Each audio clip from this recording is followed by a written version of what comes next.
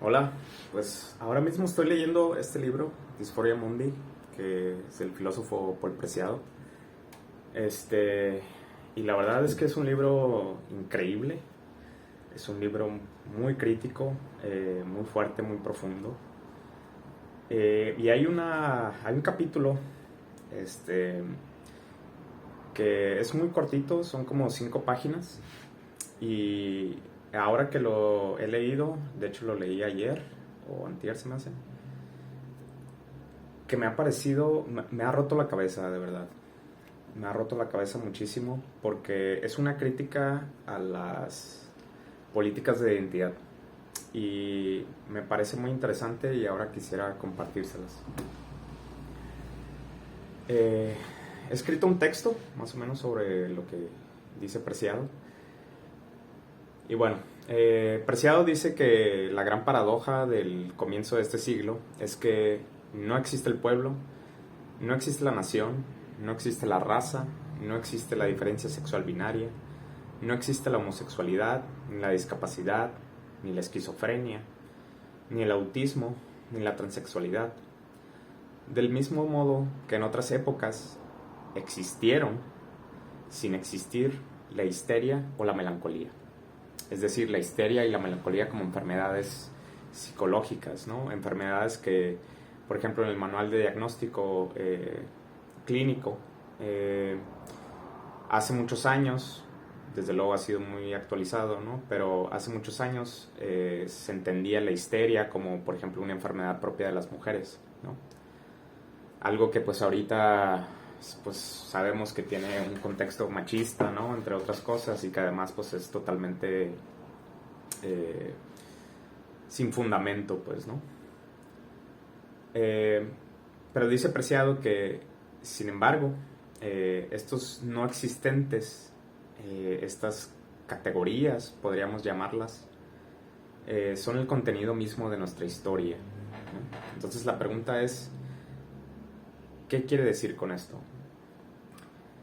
Para mí es que estas ideas no son otra cosa que constructos sociales, ¿no? A los que hemos otorgado un valor natural, categorías que ejercen su fuerza en la realidad y en la materia, a pesar de su inexistencia concreta. Es decir, no tienen realidad material, no tienen algo que puedas decir. Por ejemplo, la raza, eh, científicamente hablando, es algo absurdo, ¿no? Porque las diferencias entre razas que podemos asignar, por ejemplo, a los animales, o como a los perros, por ejemplo, no tienen nada que ver con las diferencias que se quieren ver raciales entre los seres humanos, ¿no? Son muy menores, por ejemplo, a diferencia de los perros. Eh, pero sin embargo, incluso las razas de los perros pues son también constructos sociales, ¿no? Son, digamos, características físicas que les hemos dado una connotación o que las hemos categorizado en una sola raza, ¿no? Y en ese sentido, pues son creencias supranaturales que nos definen y tejen los acontecimientos de nuestra historia. Y son tan inexistentes como lo fueron en su tiempo, por ejemplo, el éter, ¿no? O el aura. Y son, en todo caso, invenciones que nos definen, ¿no? Invenciones muy fuertes. Entonces, ¿cómo podemos afirmar, por ejemplo, su valor político si negamos a priori su existencia? Pero es incluso, para el filósofo, la paradoja es doble, ¿no? Porque para este se convierte en una sarcástica broma metafísica, dice Preciado, ya que, como dice, las condiciones de la enunciación filosófica se ven determinadas por la aparición del cuerpo del filósofo como existente dentro de las coordenadas de esos inexistentes. Es como si dijéramos, ¿cómo es posible, por ejemplo, afirmar la inexistencia de la heterosexualidad o de la homosexualidad cuando yo mismo las encarno y habito? ¿Qué significa hablar hoy como homosexual o cuerpo racializado si estas categorías no existen? Y se las negamos a priori, es decir, de, antes de rescatarlas, las estamos negando, pues, ¿no? como por ejemplo, negamos que la raza existe, ¿no? Sin embargo, valoramos, por ejemplo, o queremos más bien valorar los cuerpos racializados, ¿no? Queremos confrontarlos con esa ideología que trata de oprimirlos, de suprimirlos, ¿no? Contra esta paradoja, en este sentido, la pregunta no es quién soy ni con qué voz hablo, sino que lo que debiéramos preguntarnos es cómo he sido construido y cómo puedo intervenir en ese proceso de construcción. De aquí la relevancia de Foucault, dice Preciado, pues es la genealogía Foucaultiana la que demanda rastrear las líneas de diferenciación en sus inscripciones materiales. En lugar de estar buscando esencias nacionales, sexuales, raciales, lo que se busca es investigar la modificación de las tecnologías de gobierno, es decir, todos los dispositivos de disciplina y control, por ejemplo, como las artes de gobernar, las instituciones, las leyes, los pactos, los usos estratégicos del poder en la historia, de las técnicas del cuerpo, como todas aquellas tecnologías o prótesis del cuerpo, ¿no? Extensiones del cuerpo, que usamos como instrumentos para extender nuestras técnicas y habilidades corporales, ¿no? Por ejemplo, los dispositivos mnemotécnicos y de inscripción, aparatos de visión y medida, ¿no? Como pueden ser los lentes, extensiones mecánicas o eléctricas, y de los aparatos de verificación, como los medios de comunicación y producción de verdad. Pensemos, por ejemplo, en Wikipedia, Google, WhatsApp, las nuevas inteligencias artificiales, ChatGPT, pero también los opuestos a esto, ¿no? Lo que consideramos producciones de verdad o entes de verificación, pues, ¿no? Pero también en estos se mezclan, por ejemplo, la articulación de los discursos, los protocolos y prácticas de diagnóstico y de asignación que permiten decidir si un enunciado es verdadero o falso.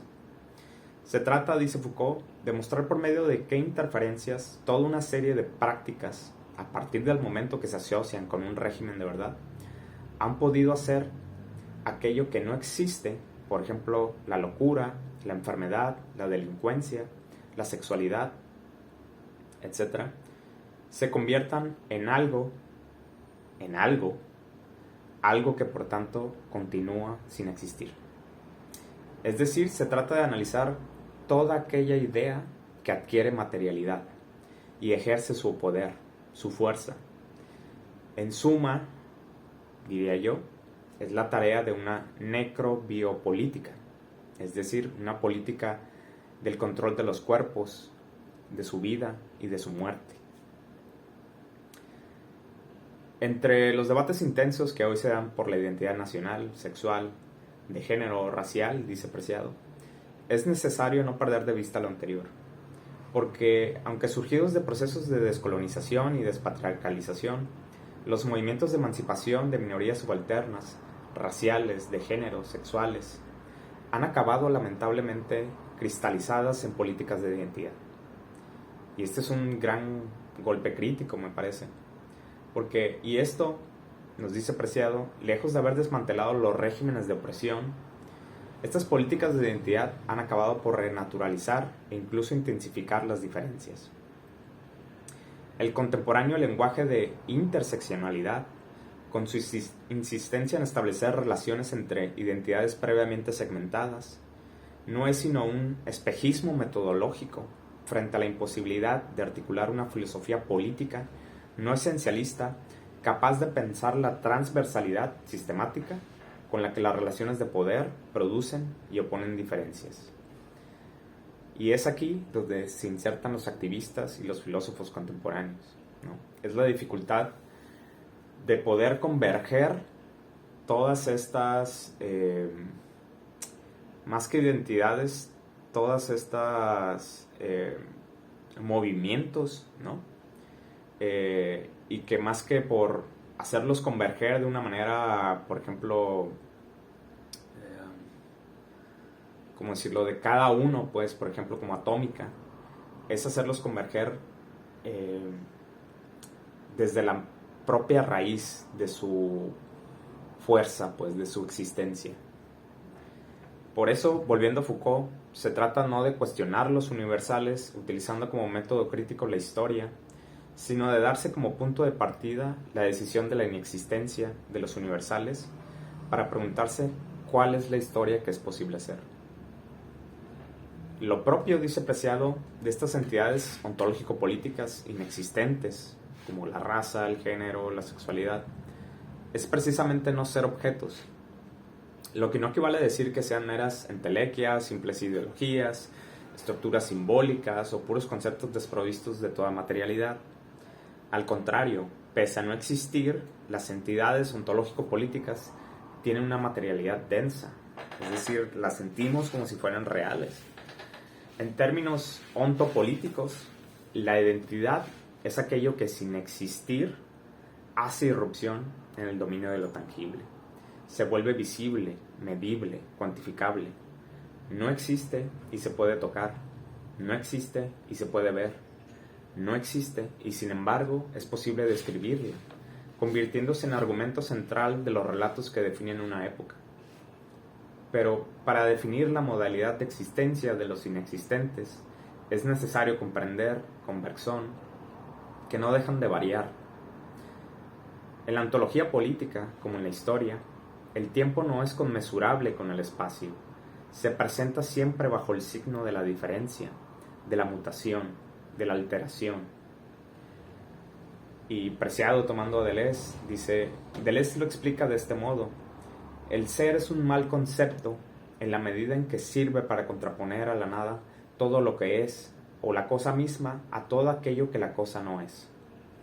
En ambos casos, el ser abandona las cosas, las traiciona y se convierte en una mera abstracción.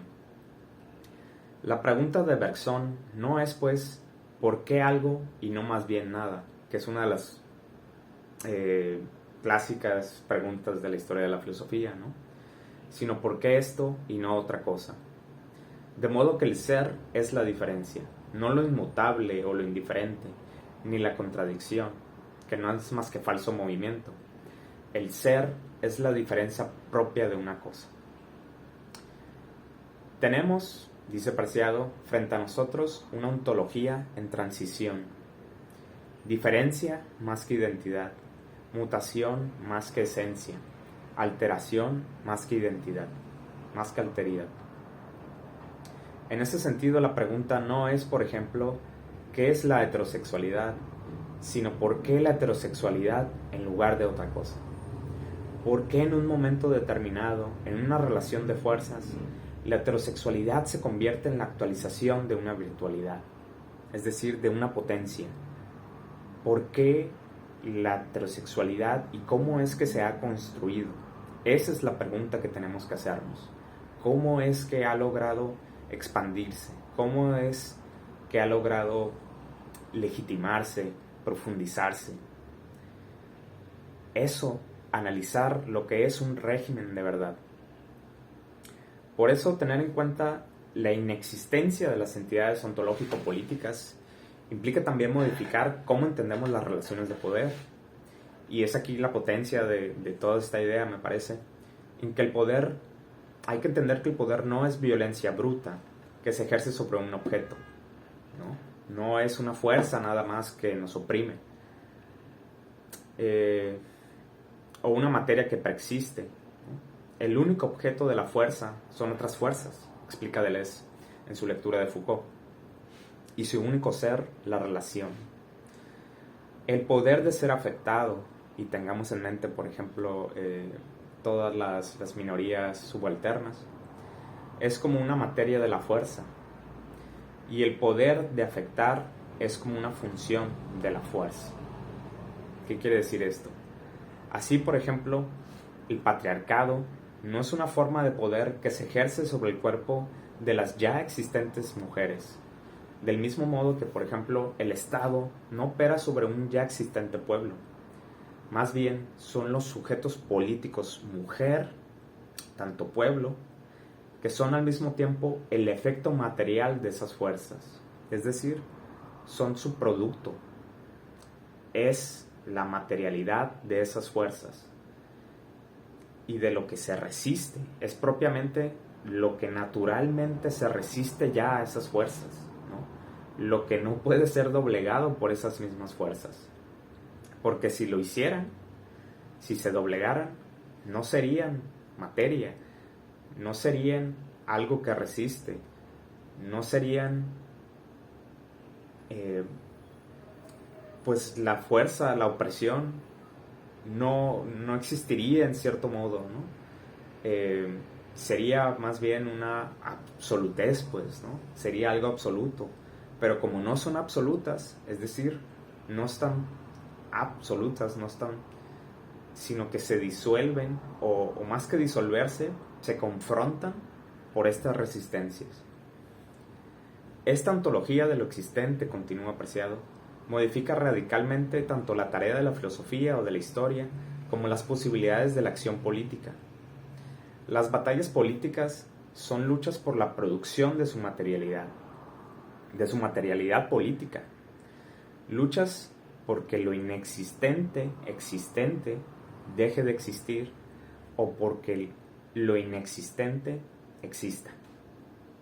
La política es, en ese sentido, una tarea de ontología ficción, el arte de inventar la existencia de lo inexistente, o de hacer que un existente que pasaba por natural, como puede ser el machismo o la heterosexualidad, deje de existir.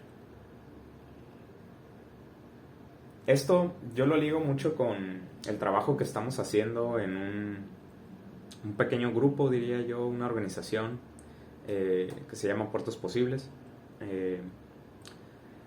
Y a mí me parece que rescato mucho ese sentido de la ficción, porque también lo he estado leyendo mucho en otros autores, sobre todo Mark Fisher, que es con el que antes de Preciado, es uno de mis autores favoritos también como Preciado. Pero creo que en ese sentido hay una relación entre ellos, porque, por ejemplo, Mark Fisher toma mucho de la filosofía de los aceleracionistas, como Nick Land, donde hablan, por ejemplo, ellos hablan de una hiperstición a diferencia de la superstición, ¿no? La superstición sería, pues, todas aquellas creencias, ¿no? Que de alguna manera organizan ciertas actividades, pues, ¿no? Y donde de alguna forma son como estos miedos, ¿no? Esto de que hacemos ciertas cosas que pueden parecer locas, ¿no? Frente a la razón, pero que las hacemos así por un cierto miedo, ¿no? Y la hiperstición sería más bien como el tomar ese poder que puede tener justo estas ficciones, estas creencias, ¿no? Tomarlas como posibilitantes a construir algo más, pues, ¿no? Porque si de alguna forma las supersticiones se vuelven, al creerlas de alguna forma, las realizamos, es decir, las construimos, las tomamos como hechos, pues, ¿no?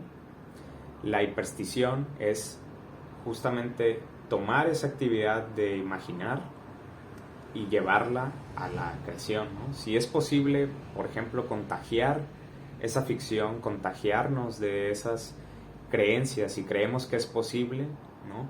Aunque por más cliché que pueda sonar, si lo crees, lo puedes lograr, ¿no? Pero es algo así, solo que más profundo y con más sustancia, ¿no?